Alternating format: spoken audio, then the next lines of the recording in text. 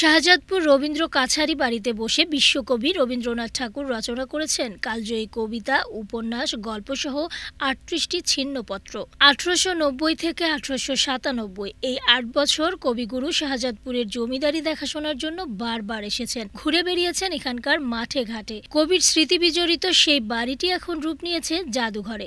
সেখানে রয়েছে তার ব্যবহৃত জিনিসপত্র সহ প্রায় ৩৩১টি প্রত্নতাত্ত্বিক নিদর্শন। এছাড়াও রয়েছে ২০টি দুর্লভ চিত্রকর্ম। আমরা শাহজাদপুরবাসী খুব গর্বিত যে বিশ্বকবি রবীন্দ্রনাথ ঠাকুর শাহজাদপুর এসেছিলেন। এখানে উনি আসতেন, থাকতেন, মাঝে মধ্যে ভালো কবিতাটা এখানে লিখতেন। এখান থেকে রবীন্দ্রনাথ আমাদের ছোট নদী কবিতাটা লিখেছেন। এই ছাদের উপর থেকে রবীন্দ্রনাথের অনেক ব্যবহৃত জিনিস আছে, তারপরে স্টুডিও আছে এখানে।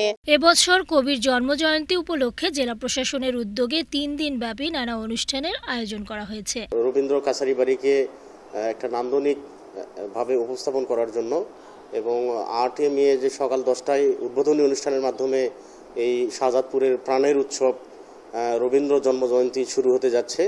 এই জন্য আমরা সব ধরনের প্রস্তুতি গ্রহণ করেছি। জাদুঘর, ক্যাম্পাসের নিরাপত্তা এবং যে অগ্নি নিরোধক যন্ত্র, পাশাপাশি আইন শৃঙ্খলা রক্ষা, সব বিষয়ে আমরা খেয়াল করতেছি।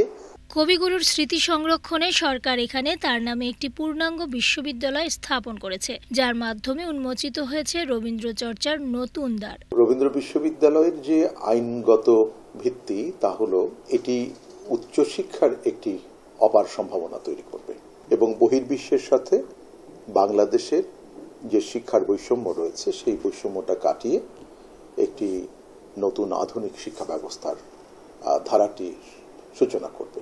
আমাদের সকল সাবজেক্টে অবশ্যই রবীন্দ্র বিষয়ক স্টাডি একটি বিষয় হিসেবে পাঠ করতে হয়।